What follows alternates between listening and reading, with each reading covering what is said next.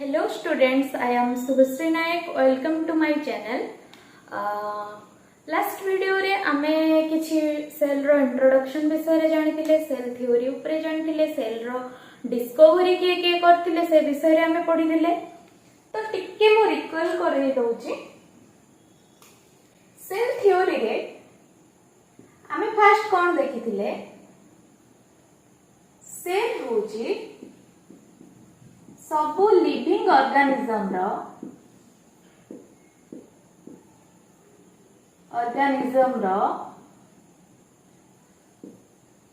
Basic unit हैला, basic unit. First हमें देखिले कौन, all living organisms composed of cell. सी प्लांट्स हो कि एनिमल्स हो, समस्ते सेल द्वारा गठित।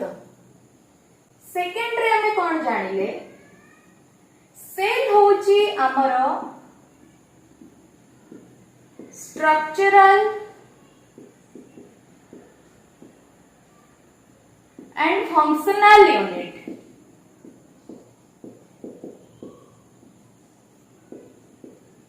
एटा जानले। स्ट्रक्चरल होची कोन, आम सेल आमर बॉडी रो अपीयरेंस को डिसाइड करूची हैला। तो फंक्शनल यूनिट कोन, सेल रे जो न्यूक्लियस थिबो सी रेस्पोंसिबल करिवो को कैरेक्टर हमर शो होबो, माने को प्रोटीन हमर तयारी होबो, माने जा द्वारा कि से सेल तारो फंक्शन टा शो करिवो। माने एबे आमे एग्जांपल सेतबेले नैथिले कोन, एबे धरबो स्टोमक सेल, हमर स्टोमक सेल तार फंक्शन कोन, से कोन synthesis करिवो, HCL.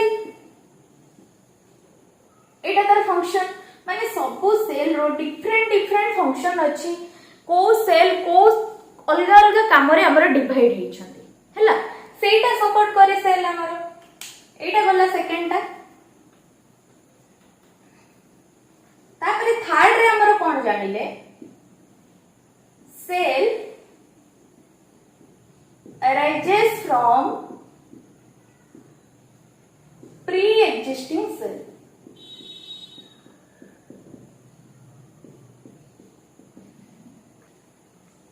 by the process of, एटा केमिति होची,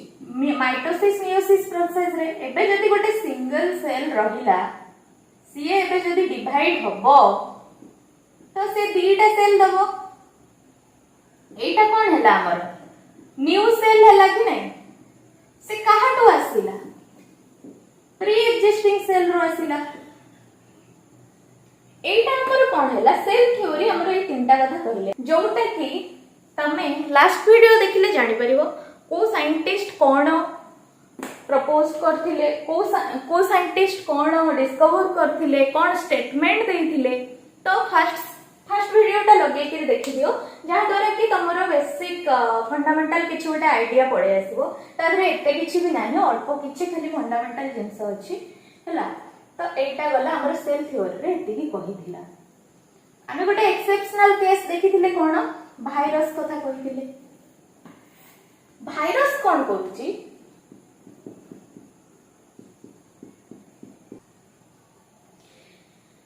एक्सेप्शनल केस रे आमे कोन देखिले, फर्स्ट आसिला हमरो virus. Virus cone,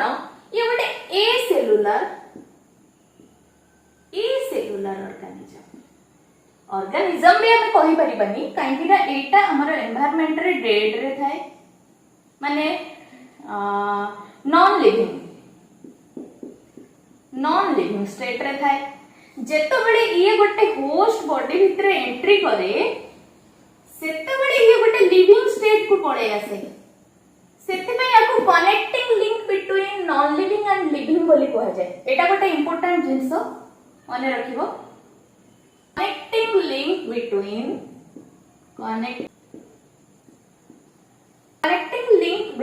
living and non living. Okay, एटा गोटे ये कोन हैला, ये हमर सेल थ्योरी को ओबे कला कि ये भी नॉन लिविंग स्टेट रे रहिला ये जतबेले गोटे एनवायरनमेंट रे नॉन लिविंग स्टेट रे रहिला तो ये तार कोन मेटाबॉलिक प्रोसेस किछि करि पारुछि कि रिप्रोडक्शन करि पारुछि कि मेटाबॉलिज्म करि पारुछि कि माने सी तार नंबर इंक्रीज करि ही पारुनी कि नहीं ये जतबेले बाहर रहउछि तार किछि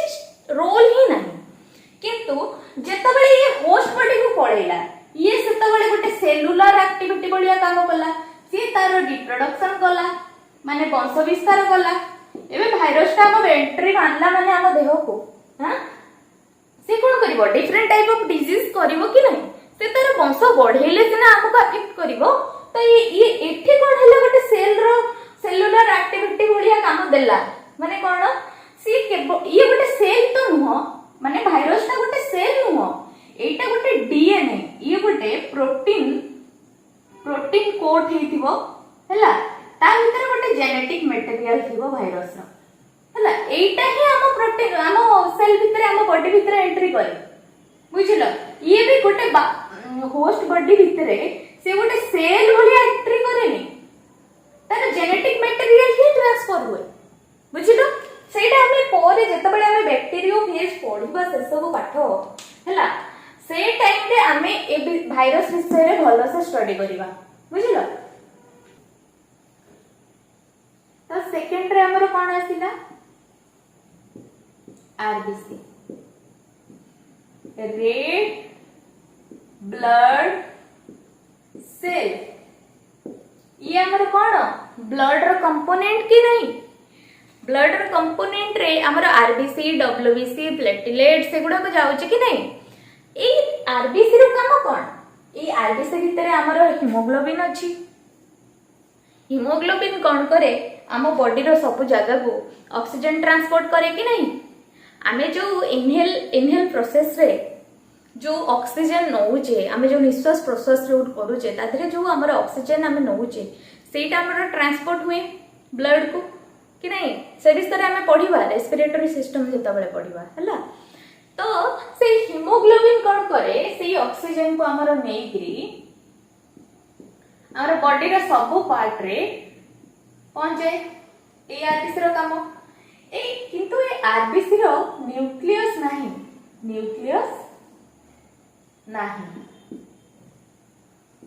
एब्सेंट हां किंतु ये सेल थ्योरी केमते होबे कला जेते बेले आरबीसी फॉर्मेशन जेते बेले हला तार जो डिवीजन प्रोसेस रहिला त माने सुनिथिबो हमर ब्लड हम बोन रो बाहरची कि नहीं हम ब्लड सेल हम बोन मैरो रू फॉर्मेशन होची बोन मैरो बोन भितरे थिबा जो चिकन खाइथिबो समस्ते चिकन रो जो बोन मझिरे जो जूस पार्ट जो थाए हां सेठरू ही आम बोन भीतर भी सेमती बोन मेरो अछि हला तो सी बोन मेरो ही रेस्पोंसिबल सब ब्लड सेल रो फॉर्मेशन रे जेतेबे आरबीसी रो फॉर्मेशन होए सेतेबे एरिथ्रोब्लास्ट सेल एरिथ्रोब्लास्ट आरबीसी को भी एरिथ्रोसाइट भी कहंती हम जेतेबे ब्लड सेल विषय रे पढिबा सेतेबे डिटेल्स करी हमें पढिबा केमती तारो डिवीजन होउची केमती आरबीसी फॉर्मेशन होउची केमिति ये इन्यूक्लिएटेड होउची माने केमिति आरो न्यूक्लियस रो डीजेनरेट हे जाउची न्यूक्लियस हला तो एक एरिथ्रोब्लास्ट सेल ता पाखरे किंतु न्यूक्लियस थिला हला जेतो बडे ये फॉर्मेशन हला आरबीसी से डिफरेंट स्टेज देई के सब जाइथिबो हां रेटिकुलोसाइट बोली गोटे स्टेज आसे से रेटिकुलोसाइट ओके से स्टेज रे कोन हुए ए जो आरबीसी रो न्यूक्लियस रो डीजेनरेशन हो जाए किंतु आरबीसी पाखरे साइटोप्लाज्म में रहिला तार से गोटे सेल रो प्रॉपर्टी ता पाखरे रहिला सी तार प्रीवियस माने तार प्री एक्जिस्टिंग सेल रे तार न्यूक्लियस थिला हां एटा गोटे गला हमर जो बैक्टीरिया रहिले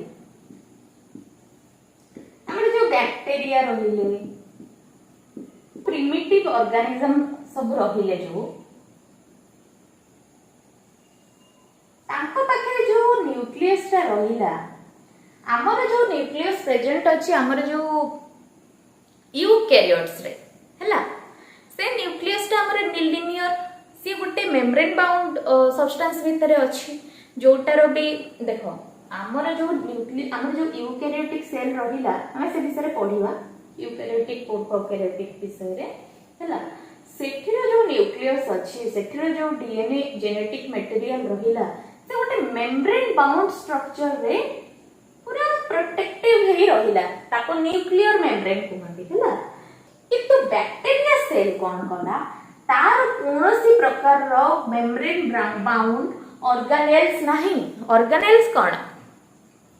आमे जेंति ऑर्नामेंट पिंधुछु ऑर्नामेंट माने जो नेकलेस पिंधुछु सेमती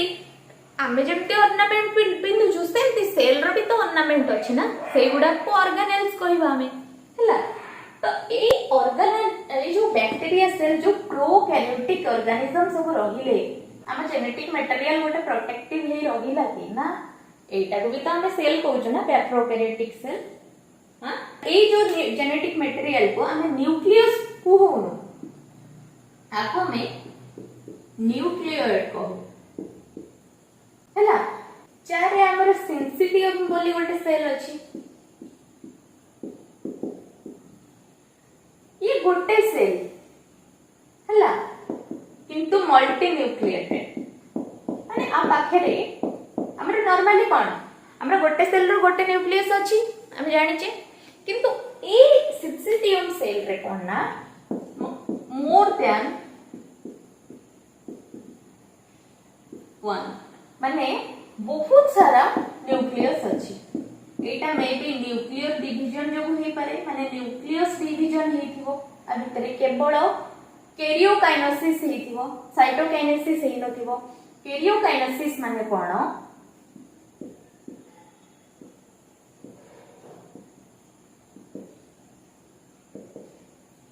डिवीजन ऑफ इति गोटे गार मति होछि हां डिवीजन ऑफ न्यूक्लियस हैला साइटोकाइनेसिस कोन ना ही जणा पड़ी जाउची साइटो माने कोन cytoplasm division of cytoplasm is called cytokinesis हैला ए दिटा जेंस हम जानले एबे हम जानिबा कोन ना एबे यूनिसेलुलर मल्टीसेलुलर कोन से विषय रे टिके हम जान दबा नाही इंडिकेट करूची तुमको बुझेबा को भी किछि दरकार पड़िबोनी केमती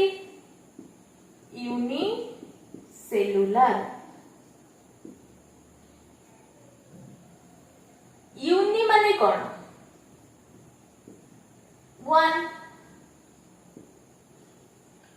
वन सेल माने जो ऑर्गेनिज्म सिंगल सेल हो जो ऑर्गेनिज्म हो ताकू हमें कहिले कोन ना यूनिसेलुलर हैला मल्टी सेलुलर कोन multicellular more than one cell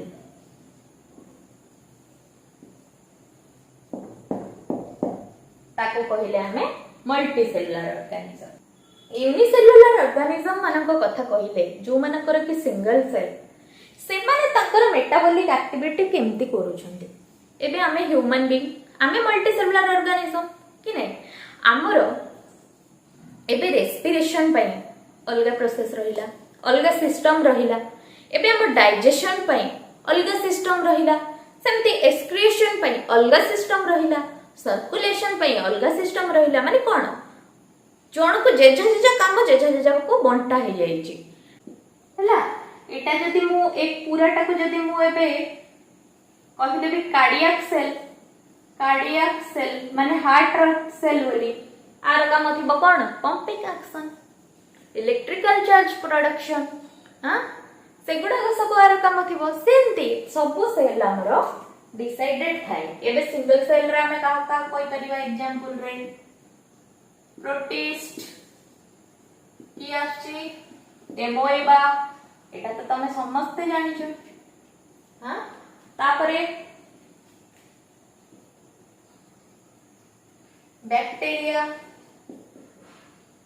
सेमती हमर मल्टी सेलुलर ऑर्गेनिज्म रे कोन पळे आसीबो एबे ह्यूमन बीइंग तो माने मने रखि परिबो ह्यूमन हम माने इंक्लूडेड अछि ता दे। हां एबे प्लांट्स भी जिबे प्रोकैरियोट्स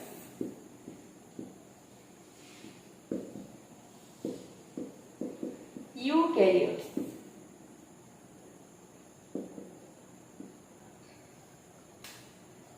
न्यूक्लियस बेसिस रे आको हमर डिवीजन करा जाय छी हला माने कोन ना ही इंडिकेट करू छी हला। प्रो माने कोन प्रिमिटिव हला pro means primitive karyotes means nucleus हाँ eukaryotes यू माने कौन ट्रू एटा ए दीटा को गोटे गोटे ग्रीक वर्ड रो आछि हला ग्रीक वर्ड तो यू माने कौन ट्रू karyotes माने कौन न्यूक्लियस। फास्ट हमें देखि दबा कोन ना स्ट्रक्चर केमती प्रोकैरियोट्स केमती देखिया को हमें देखिले तो गोटे गोटे जीव को हमें देखि सारला परे तो हमें तारो डिफरेंस जानि परिबा ना। एबे मु तुमको दुई जण लोक को ठिया कर देबे। हां तुमको जदी ताको न देखै कि तुमको कहबे तमे से ना खाली कहि देबी तुमको कि राम और श्याम भितर तमे डिफरेंस करो तमे करि परिबो कि देखिले सिना जने जने लोक को देखिला परे सिना तमरो थिंकिंग आसीबो। हां तो एबे हमें प्रोकैरियोट्स रो स्ट्रक्चर ता देखिबा। गोटे बैक्टीरिया रो कल्ली बैक्टीरिया सब डिफरेंट टाइप्स ऑफ शेप रो थांती रॉड शेप हेइबे स्पाइरल हेइथिबे स्फेरिकल हेइथिबे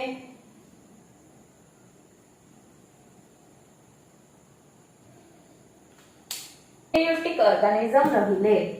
ए भितरटा हमर कोन गला गोटे गोटे लेबलिंग करी करी कहूची हला। ए भितरटा हमर कोन गला साइटोप्लाज्म एटा कोन गला भीतर रो लेयरटा सेल मेम्ब्रेन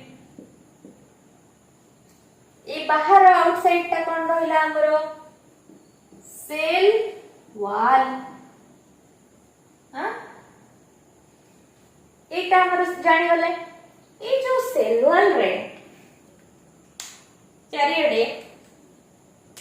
मु कलर कलर काहे यूज करछि कि तमे गोटे जानि बारे तुमको गोटे गोटे देखा जीवा को स्ट्रक्चर टा बढ़िया लागिवो किंतु एग्जाम रे सब एम्ति कलर रो यूज करबोनी हला। आउ मो सबले लेबलिंग टा एटा जेहेतु छोटो स्पेस अछि तुमको भी देखा जीवाटा भी विजुअल पिट तो ठीक रहिबार अछि ना। तमे जदी हमर फर्स्ट वीडियो रे टिके छोटो छोटो हैंड राइटिंग हे जाइतिला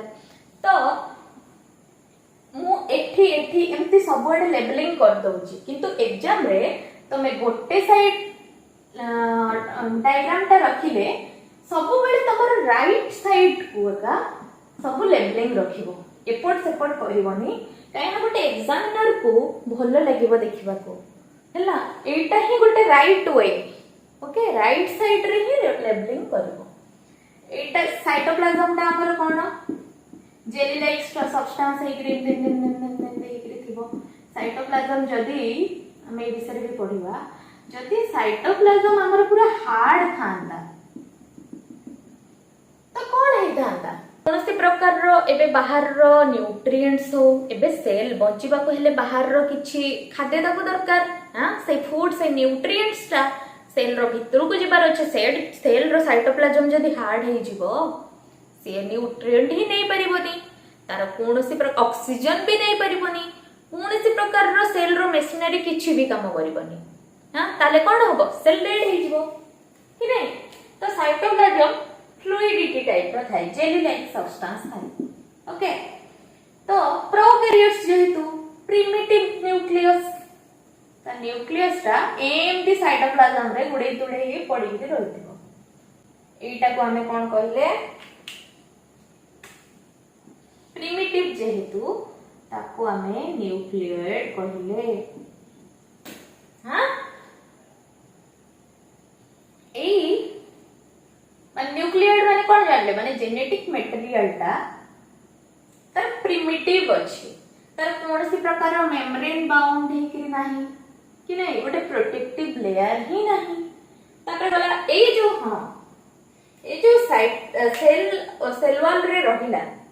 एठी इनती लाइफ रो स्ट्रक्चर सब थाए तम मुंडा ऊपर सब चुट्टी अछि ना नहीं हां सेमती बैक्टीरिया रो इनती ही स्ट्रक्चर रो आपको सब कौन कौन दे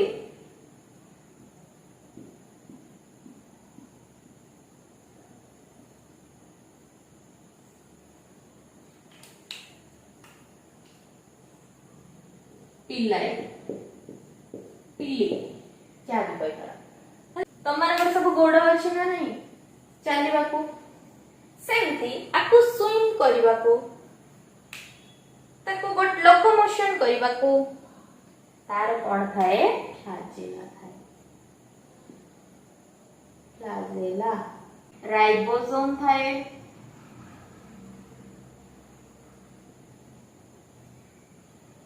देखिए अब टिके बड़ करते हैं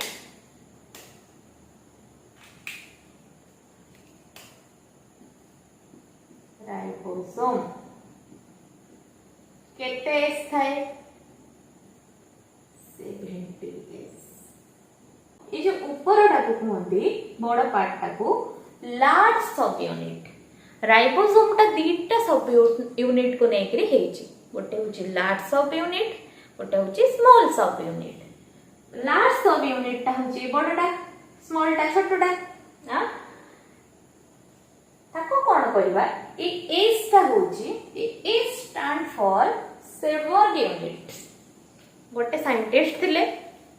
सी ए राइबोसोम रो सेडिमेंटेशन कोफिशिएंट काढी थिले तांको ना अनुसार ए सेवर्ग यूनिट बोली आमे यूनिट टा एठी लिखा है ला एटा होची 50s लार्ज यूनिट टा होची सेडिमेंटेशन कोफिशिएंट होची 50s आर होची छोटटा होची 30s एबे तमनकर मुंडरे आस्तबो 50 30 मिसई दबा 80 हे गला हां एम्प्टी होएनी हला एटा एडिशन हो एटा ए जो रूल टा एटा जो सेडिमेंटेशन कोफिशिएंट टा कहिले एटा एडिशन करबा को कहि नांते एबे गोटे लार्ज सब एबे राइबोसोम को डिटाच कर दले हला जते बडे एक्सपेरिमेंट हिथिला ए सेडिमेंटेशन कोफिशिएंट ऊपर हला डिटाच कर दले तापर कोन करले लार्ज सब यूनिट को नेके सेंट्रीफ्यूज मशीन रे पुरेले ये सब कोन छोटे छोटे जिंस माइक्रोस्कोपिक स्ट्रक्चर आको आमे जेतबळे आरपीएम गोटे धर को 5000 हो 12000 हो जेकोन से गोटे आरपीएम स्पीड रे आमे कोन 12000 स्पीड रे हां बुलेबा तो आ भितरे थिबा जो सब छोटे छोटे पार्टिकल गुरा कोन से गुडा को भांगी जिवे जेझा जेझार कोफिसी माने कोन कहबे डेंसिटी अनुसार हला से माने बसी जिवे माने कोन ना एबे तमे कादो पानी आनलो कादो पानी टाको गोळे देलो गोळे देके रखि देलो किछि टाइम परे देखिबो हला अधा पार्ट बस जाइथिबो तापरे टिके फिका पार्ट थिबो तापरे टिके फिका पार्ट थिबो तापरे प्लेन पानी थिबो ए सब कोन हेले तमे मिलेई देला परे से ताकर जेझा जेझार डेंसिटी अनुसार वेट अनुसार से माने कोन करले एडजस्ट पूरा पूरा साइज हे बस पड़ले हां सेई भलिया ही सेल को जेतबेले राइबोसोम रो जो लार्ज सब यूनिट को जेतबेले हमें सेंट्रीफ्यूज करिथिले तार सेडिमेंटेशन कोफिशिएंट आसीथिला सेडिमेंट हे गला हां सेटा आसीथिला केते रे 50s रे सेमती छोटो सब यूनिट को जेतबेले जाई देखिथिले सेटा भी आसीथिला 30s रे जेतबेले दीटा को मिसे गोटे राइबोसोम को जेतबेले देखिथिले दीटा कर सेडिमेंटेशन कोफिशिएंट आसीथिला 70s रे हला मार्क थी बना ए सेंट्रीफ्यूज रे जो सब ट्यूब यूज होची सेटार मार्क थिबो ना से मार्क अनुसार यार ना दिया हे गला हां तापरे आउ कोन रहिले एटा कोन हे गला कोन कहली एटा हे गला न्यूक्लियस एटा कोन कहली न्यूक्लियस भितर हमर कोन थाए जेनेटिक मटेरियल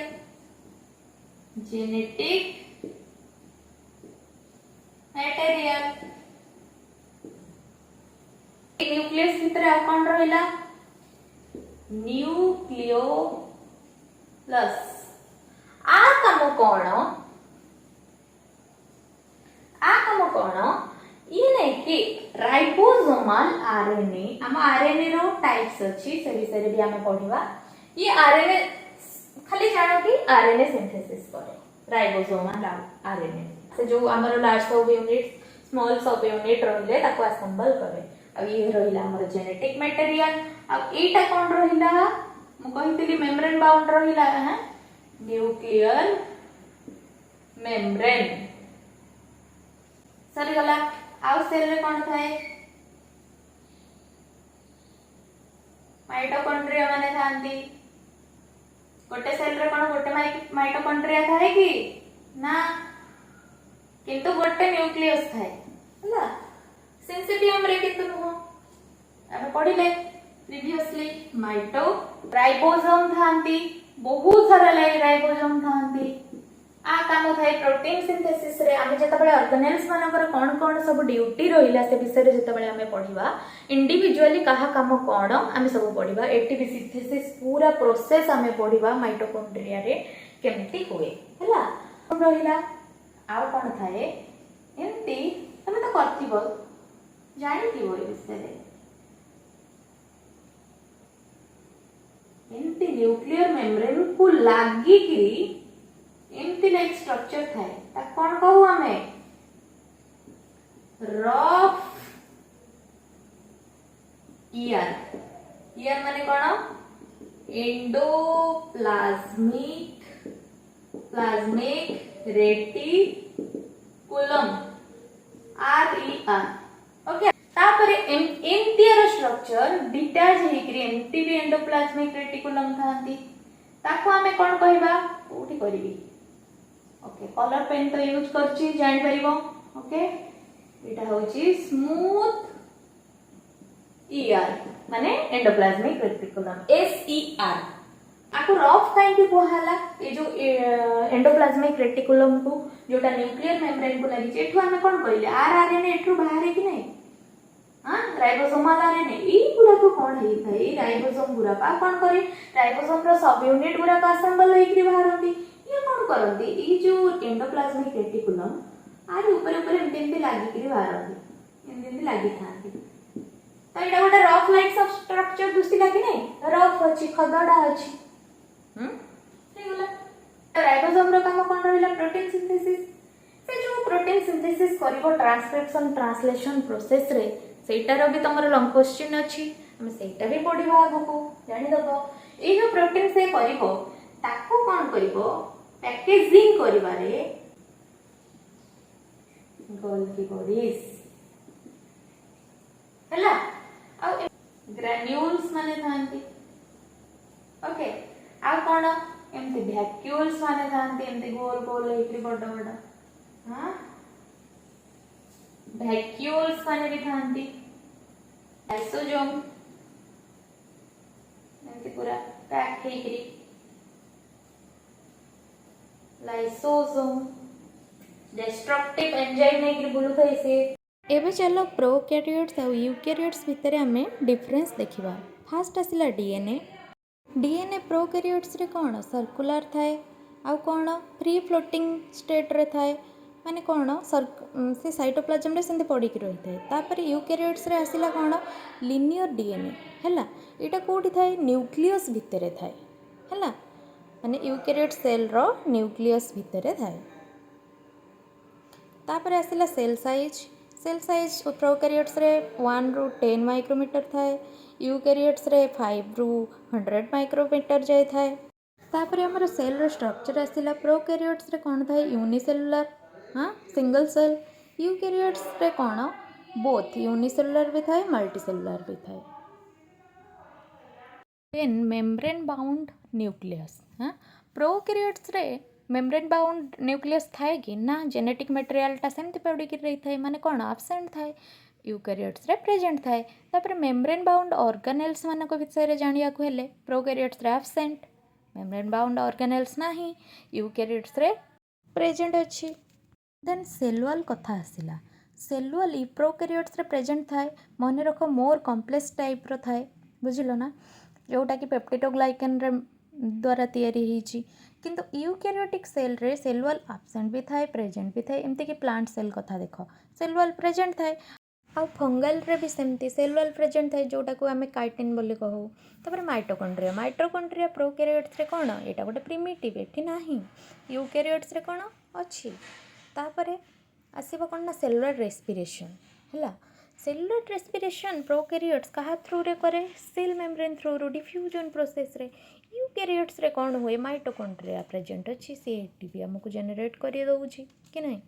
तापरे आसिला प्लाज्मिड, प्लाज्मिड प्रोकैरियोट्स रे अछि जोटा कि एंटीबायोटिक रेजिस्टेंस भाव में काम करे हैला, किंतु यूकैरियोट्स रे सेटा प्रेजेंट नाही। जेतेबेले आमे कंजुगेशन पढ़िबा सेतेबेले जानि परिबो। तापरे आसिला हिस्टोन प्रोटीन। प्रोटीन कौन करे आमर जो जेनेटिक मटेरियल को कौन करे पैक करके रखी थाए हैला। तो तादरे कौन होता है आम डीएनए कौन होता है कि कॉइल्ड होकर थाए। हाँ, यहाँ गोटे कॉम्प्लेक्स स्ट्रक्चर के ना डीएनएटा आमर बहुत बड़, ताकू गोटे जगह एक्युमुलेट कर रखिबाटा कहार काम, हिस्टोन प्रोटीन रो काम। प्रोकैरियोट्स जेहेतु प्रिमिटिव, हाँ सेठी जेहेतु न्यूक्लियोइड अच्छे सेठी हिस्टोन प्रोटीन अवेलेबल नाही। यूकैरियोट्स रे किंतु हिस्टोन प्रोटीन अच्छी। Ribosome 70S type.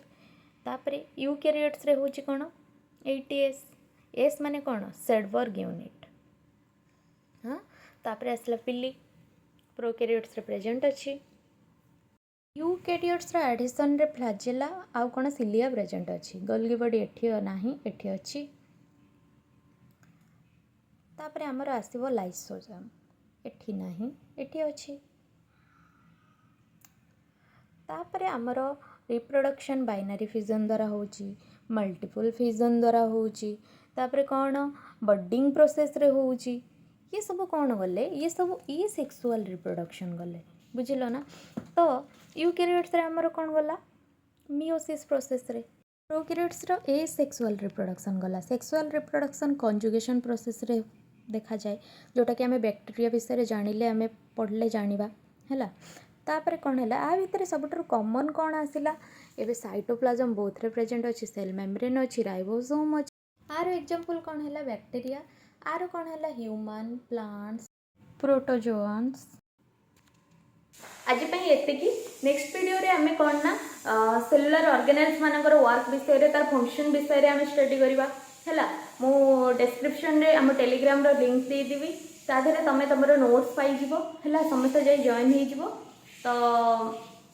एतिकी रहिला, नेक्स्ट वीडियो रे देखा हवा। रहिली, जय जगन्नाथ।